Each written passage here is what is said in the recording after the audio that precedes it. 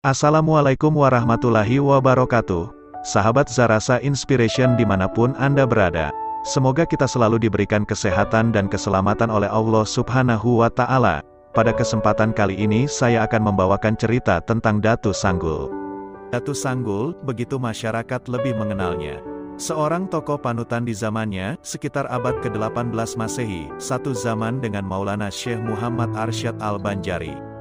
Ketulusan hatinya dalam melaksanakan ibadah, dan ketakwaannya dalam menegakkan kalimat-kalimat Allah, serta keramat yang diberikan Allah kepadanya, membuat ia terkenal sampai ke pelosok negeri. Satu hal yang amat tergambar dalam sosok Datu Sanggul, adalah ketekunannya dalam menuntut dan menyempurnakan ilmu. Semangat menuntut ilmu itu jualah yang kemudian membuatnya sampai ke bumi Kalimantan, khususnya Desa Tatakan, Kabupaten Tapin, Kalimantan Selatan. Yaitu berguru dengan Datu Suban. Di Desa Tatakan pula beliau kemudian dimakamkan yang sampai sekarang makamnya terus diziarahi masyarakat. Riwayat Syekh Muhammad Abdus Samad, Datu Sanggul. Dalam salah satu riwayat diceritakan, Datu Sanggul disebutkan bernama asli Syekh Muhammad Abdus Samad. Dalam riwayat lainnya, disebutkan bahwa nama beliau adalah Ahmad Sirajul Huda. Beliau berasal dari Palembang, kemudian melanglang buana ke berbagai penjuru untuk menuntut ilmu. Mengapa digelari Datu Sanggul? Salah satu riwayat menceritakan, hal tersebut karena ketekunan beliau dalam mentaati perintah gurunya di dalam halwat khusus yang sama artinya dengan menyanggul atau menunggu turunnya ilmu dari Allah Subhanahu wa Ta'ala. Ada juga yang mengatakan beliau sering menyanggul atau menghadang pasukan tentara Belanda di perbatasan Kampung Muning, sehingga tentara Belanda pun kocar-kacir dibuatnya. Versi lainnya lagi menyebutkan, gelar Datu Sanggul itu karena kegemaran beliau menyanggul, menunggu binatang buruan. Ada juga yang mengatakan rambut beliau yang panjang dan selalu disanggul, digelung. Datu Sanggul sangat terkenal pula dengan syair-syairnya yang begitu puitis dan penuh makna. Salah satu syair yang sangat terkenal adalah syair pantun, Saraba Ampat. Syair tersebut berbahasa Banjar yang syarat dengan pelajaran tasawuf. Di antara petikan syair tersebut berbunyi, Allah jadikan Saraba Ampat, syariat tarikat hakikat marifat, menjadi satu di dalam halwat. Rasa nyamannya tiada tersurat. Kemudian, ada lagi syair lain yang berbunyi, Riau-riau padang si bundan, di sana padang si tamu-tamu. Rindu dendam tengadah bulan, di hadapan Allah kita bertemu. Syair itu dilantunkan Datu Sanggul saat muncul dari tengah sungai dan berjalan di atas air dengan tenangnya tanpa basah sama sekali terkecuali pada anggota wudhu. Karomah Syekh Muhammad Abdus Samad, Datu Sanggul. Selalu salat Jumat di Mekah. Beliau mempunyai banyak kelebihan. Selalu salat Jumat di Mekah dan menjadi murid Nabi Khidir. Pada waktu itu, di kerajaan Banjar yang masyarakatnya sangat menjunjung tinggi nilai agama, mewajibkan bagi laki-laki yang sudah akil balik atau sudah dewasa untuk melaksanakan salat Jumat di masjid kampung masing-masing. Kalau tidak melaksanakan kewajiban tersebut, akan didenda. Dalam riwayat, Datu Sanggul dipercayai memiliki keramat melaksanakan salat Jumat di Masjidil Haram setiap Jumatnya. Karena itu, setiap hari Jumat itu pun beliau harus membayar denda kepada kerajaan sampai habis harta beliau, hingga suatu saat yang tertinggal hanya kuantan dan landai, alat untuk memasak nasi dan sayuran. Dalam kondisi itu, setelah didesak oleh istri beliau karena tidak ada lagi barang yang bisa dipakai untuk membayar denda, Datu Sanggul akhirnya berjanji untuk melaksanakan salat Jumat di masjid kampungnya. Kala itu, sungai di kampungnya sedang meluap dan hampir terjadi banjir lantaran hujan yang sangat lebat pada malam harinya. Di saat para jamaah sedang berwudu di pinggir sungai, tiba-tiba Datu Sanggul datang dan langsung terjun ke sungai yang sedang meluap tersebut. Beliau bercebur lengkap dengan pakaiannya. Orang-orang berteriak dan menjadi gempar. Dan tiba-tiba lagi, di tengah kegemparan masyarakat itu, Datu Sanggul muncul dari tengah sungai dan berjalan di atas air dengan tenangnya, lalu langsung memasuki masjid. Lebih mengherankan, pakaian beliau tidak basah sama sekali, kecuali anggota wudunya. Masyarakat semakin terkejut, tatkala imam mengangkat takbir memulai salat Jumat diikuti jamaah lain, Datu Sanggul hanya melantunkan syair tadi. Riau-riau padang si bundan, di sana padang si tamu-tamu. Rindu dendam tengadah bulan, di hadapan Allah kita bertemu. Allahu Akbar. Bersamaan ucapan Allahu Akbar itu, tubuh beliau mengawang-awang hingga selesai orang mengerjakan salat Jumat. Melihat keadaan Datu Sanggul yang demikian, orang-orang yang berada di masjid semakin keheranan. Aku tadi salat di Mekah. Kebetulan di sana ada selamatan dan aku meminta sedikit, mari kita cicipi bersama walau sedikit, kata Datu Sanggul di saat orang-orang masih keheranan. Sejak saat itulah, masyarakat percaya sepenuhnya bahwa Datu Sanggul adalah seorang waliullah.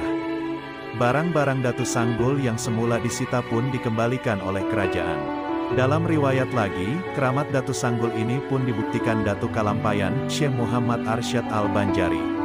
Pada suatu hari Jumat di kota Mekah, Datu Kalampayan ada di sana. Sewaktu di Masjid Mekah untuk melaksanakan salat Jumat berjamaah, Datu Kalampayan melihat seseorang sembahyang di dekatnya. Beliau tertarik untuk mengetahui, karena orang itu mengenakan baju palimbangan hitam dan celana hitam, serta memakai laung.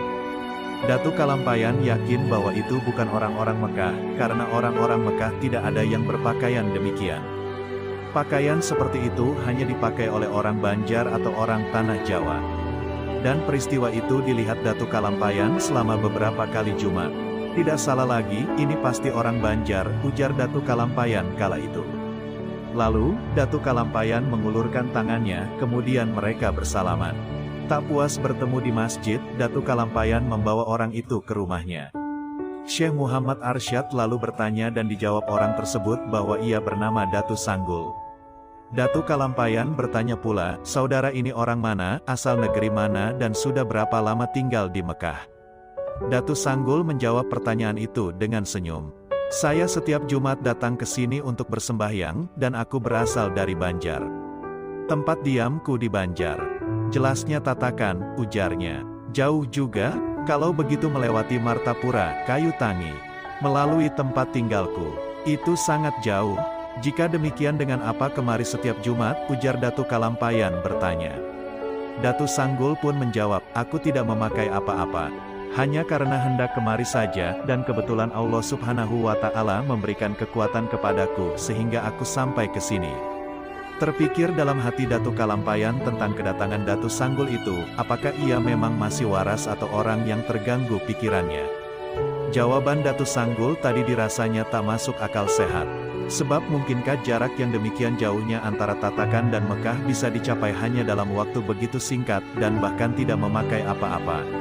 Namun dari dialek bahasanya, Datu Kalampayan yakin bahwa Datu Sanggul adalah berasal dari Banjar.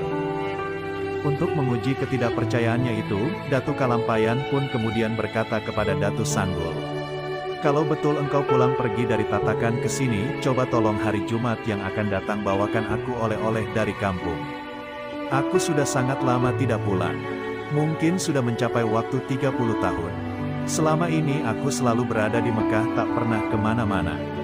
Nah, kira-kira musim buah apa di kampung kita? Bawakan kemari untukku, terutama di Martapura sekarang ini musim apa kiranya, ujar Datu Kalampayan. Datu Sanggul lalu berdiri di depan jendela. Tangannya dilambaikannya keluar jendela. Ketika ia menarik kembali tangannya, ada sebiji durian dan kuini. Nah, Datu Kayu Tangi ambil durian dan kuini ini. Ini datang dari Sungkai, kata Datu Sanggul. Buah itu diterima Datu Kalampayan, dan diperiksa masih ada getah dari tangkai kuini itu. Sama seperti baru dipetik dari samping rumah. Durian dan kuini tersebut masak pula. Segera Datu Kalampayan mengupas dan memakannya. Memang betul durian dan kuini. Di Mekah kedua buah tersebut tidak ada. Kuini Jawa saja tidak terdapat kecuali jenis asam-asaman lain. Dan suatu saat Datu Kalampayan kembali ke tanah Banjar, ia semakin kaget karena ada buah kuini dari kerajaan Banjar yang tiba-tiba menghilang. Rupanya, buah kuini itulah yang dipetikkan Datu Sanggul untuk Datu Kalampayan. Sejak pertemuan awal itu, Datu Sanggul dan Datu Kalampayan semakin sering bertemu di setiap salat Jumat. Dan karena sering bertemu, maka terjalinlah persahabatan antara keduanya. Sering Datu Sanggul dibawa ke kediaman Syekh Muhammad Arsyad. Datu Sanggul pun tidak pernah menolak. Dari persahabatan keduanya ini pula kemudian ada satu kitab yang dikenal Kitab Barencong, yakni kitab yang dibagi dua secara diagonal. Satu bagian dipegang oleh Datu Kalampayan, dan sebagian lainnya dibawa oleh Datu Sanggul. Syekh Abdus Samad sering membagi daging binatang rusa dan kijang kepada penduduk Dusun Muning, Kalimantan Selatan, tempat tinggalnya. Daging itu diperoleh dengan cara menyumpit binatang tersebut yang lewat di bawah pohon tempat dia duduk berjuntai setiap hari. Namun kebiasaan tersebut tidak dilakukan pada hari Jumat, karena dia pergi ke Mekah untuk melakukan salat Jumat. Pekerjaan menghadang dan mengintip binatang itu disebut menyanggul yang berasal dari kata sanggul. Inilah asal mula Syekh Abdus Samad diberi gelar Datu Sanggul atau Datuk Sanggul. Datu Sanggul, seperti dikutip dari riwayat Datu Sanggul, Saduran M. Zaini AD, pada suatu hari diminta Nabi Khidir untuk mengantar Datu Daha ke Mekah. Datu Daha ingin salat di sana. Datu Daha adalah anak angkat Nabi Khidir setelah dia mengalami peristiwa yang luar biasa. Datu Sanggul menyanggupi permintaan itu, dengan syarat Datu Daha harus memegang dirinya erat-erat dengan mata tertutup sampai ada perintah membukanya. Demikianlah, beberapa saat kemudian Datu Daha diizinkan membuka mata dan ternyata sudah tiba di Mekah. Mereka lalu ke masjid dan menjalankan salat Jumat. Datu Daha kemudian minta kesediaan Datu Sanggul untuk mengantarkan lagi ke Mekah, tapi kali itu untuk naik haji. Menanggapi permintaan itu, Datu Sanggul minta agar Daha menunggu hari Jumat. Setelah itu dia lenyap dari depan mata Daha. Diceburkan ke laut. Datu Daha adalah orang yang pernah bertemu Nabi Khidir ketika dia dalam kondisi yang sangat letih setelah diceburkan oleh kapten kapal karena kapal layar yang mereka tumpangi menuju Tanah Suci tiba-tiba berhenti di tengah laut tanpa sebab yang jelas. Untuk mencari kejelasan itu, dengan bantuan paranormal, Daha diceburkan ke dalam laut. Si Fulan ini harus tinggal di tengah laut, kata si paranormal kepada kapten kapal setelah menghitung-hitung bayangan gaib. Begitu tubuh Daha tercebur ke laut, kapal itu pun bergerak melaju seperti semula dan meninggalkan Daha di tengah laut. Setelah 30 jam terombang-ambing di laut, akhirnya Daha terdampar di pantai. Ketika hampir pingsan, dia berdoa kepada Allah mohon keselamatan. Kemudian dia berjalan menelusuri pantai hingga kelelahan dan jatuh pingsan. Ketika siuman, dia melihat banyak makam sejauh mata memandang dalam keadaan rapi. Namun dia tidak melihat bangunan rumah. Pasti kuburan ini ada yang mengurus, pikirnya. Namun, siapa? Karena kelelahan, dia terduduk sambil menoleh kiri kanan, hingga tampak olehnya sebuah gubuk. Dengan tertati-tati dia datangi gubuk itu dan didapatinya seorang lelaki tua sendirian di dalamnya. "Assalamualaikum," ujarnya. Kemudian terjadilah dialog di antara keduanya. Singkat kata, orang tua itu adalah Nabi Khidir, yang mengaku sebagai pengurus pemakaman tersebut, yaitu makam orang-orang yang mati tenggelam di laut, seperti yang dialami Datu Daha. Jawaban itu diberikan setelah Daha menceritakan pengalamannya sendiri. Mengetahui bahwa orang tua itu adalah Nabi Khidir, Daha menyatakan keinginannya untuk pergi haji. "Kalau Ananda ingin menunaikan ibadah haji, besok aku ikutkan kepada Syekh Abdus Samad. Tiap hari Jumat dia singgah kemari sebelum ke Mekah," jawab Nabi Khidir. Begitulah, Datu Daha akhirnya bertemu Datu Sanggul dan dibawa ke Mekah. Berbulan-bulan kemudian, Datu Daha bertemu para penumpang kapal layar yang ditumpangi dulu. Mereka heran mengetahui Daha telah tiba di Mekah lebih dulu daripada mereka. "Bukankah Anda dulu dilempar ke laut, kok bisa duluan sampai di Mekah?" kata salah seorang di antara mereka, keheranan. "Itu semua kehendak Allah," jawab Datu Daha. Namun dia tidak menceritakan pertemuannya dengan Nabi Khidir. Dalam keheranan itu, mereka akhirnya berkesimpulan bahwa kemungkinan Datu Daha adalah wali, bukan orang sembarangan. Ketika ibadah haji selesai, Datu Daha pun diantar pulang oleh Datu Sanggul dengan cara yang sama. Namun dia diturunkan di ujung kampung Daha, Borneo, tempat asal Datu Daha. "Dari sini Anda jalan ke rumah, supaya orang kampung melihat Anda sudah kembali dari Tanah Suci," pesan Datu Sanggul. Begitulah, dalam sekejap mata, Datu Daha telah melihat kembali kampungnya dan Datu Sanggul lenyap dari hadapannya. Hari itu orang-orang kampung Daha terheran-heran melihat Datu Daha telah kembali. Mereka bertanya-tanya, tapi tidak dijawab oleh Daha. "Aku pulang atas kekuasaan, kodrat, dan iradat Allah. Aku tak kuasa menjelaskannya," kata Datu Daha. Untuk mengetahui jawaban pertanyaan itu, orang-orang kampung menunggu kembalinya para jamaah lainnya sesama penumpang kapal layar. Namun ternyata mereka juga menyatakan keheranannya. Mereka menceritakan bahwa Datu Daha dibuang ke laut karena ada sesuatu yang aneh ketika kapal tiba-tiba terhenti di tengah laut. Namun ketika sampai di Jeddah, mereka heran melihat Daha juga sudah ada di sana dengan selamat. Kami terkejut, apa ini benar Datu Daha, atau kami salah lihat, tutur mereka. Begitu juga ketika ibadah haji selesai. Pada hari Jumat sorenya dia sudah tidak ada lagi di Mekah, padahal menurut pengakuannya dia tiba pada hari Jumat sebelum salat Jumat. Cerita itu membuat warga kampung percaya bahwa Datu Daha memang naik haji dan dia adalah wali yang patut dihormati. Dalam balutan asap putih, Datu Sanggul atau Syekh Abdus Samad atau Syekh Ahmad Sirajul Huda berasal dari Palembang. Dia berguru kepada Datu Suban, seorang ulama besar yang ditemuinya dalam mimpi, yang tinggal di Kalimantan Selatan.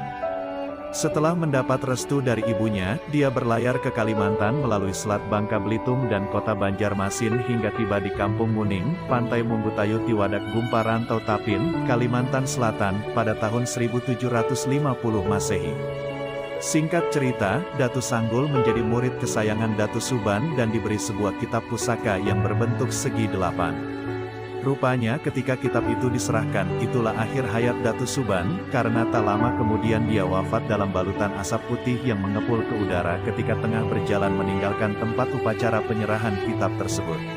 Setelah mengamalkan ilmu hakikat dan ilmu laduni dari gurunya itu, Datu Sanggul diberi kelebihan oleh Allah, seperti menceburkan diri ke air sungai dan berwudu tapi badannya tidak basah kecuali yang wajib wudu. Tiap hari Jumat bersembahyang Jumat di Masjidil Haram, Mekah. Dia juga berteman dengan Syekh Muhammad Arsyad Al-Banjari sejak tahun 1760, yang bertemu setiap salat Jumat di Mekah. Syekh Arsyad ingin mempelajari kitab pusaka Datu Suban yang bersegi 8. Namun Datu Sanggul meminjamkan hanya sebelah sehingga kitab itu berbentuk rencong dan disebut kitab Barencong, dengan catatan, bila ingin melanjutkan kajian dalam kitab itu, Al-Banjari harus turun ke Tanah Jawi dan menemuinya di Kampung Muning sambil membawa kain putih seukuran 5 helai kain sarung. Ternyata ketika tiba saatnya untuk mempelajari kitab itu, Syekh Arsyad Al-Banjari tidak berhasil menemui Datu Sanggul di Kampung Muning, karena ia sudah wafat. Teringat pada pesan agar membawa kain putih berukuran 5 kain sarung, Syekh Arsyad pun menduga bahwa ketika itu agaknya Datu Sanggul sudah mendapat firasat dari Allah akan meninggal bila belahan kitab Barencong itu diserahkan. Begitulah, sungguh teramat banyak lagi cerita-cerita akan keramat Datu Sanggul. Termasuk menjelang akhir hayatnya, Datu Sanggul minta dibawakan kain kafan kepada Datu Kalampayan apabila Datu Kalampayan selesai menuntut ilmu dari Mekah pulang ke Tanah Banjar.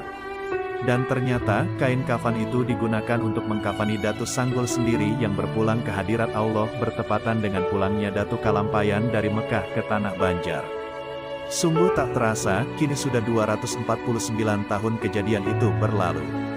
Di Komplek Kubah Datu Sanggul di Desa Tatakan Tapin, dilaksanakan peringatan Haul Datu Sanggul setiap tahunnya. Dikatakan Masrani, penjaga makam Datu Sanggul adalah hamba Allah yang alim dan dikenal luas dianugerahi ilmu marifat.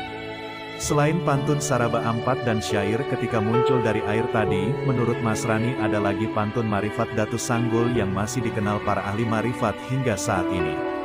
Pantun itu berbunyi, jangan susah mencari bila ada di rapun bulu. Jangan susah mencari Allah ada di bat.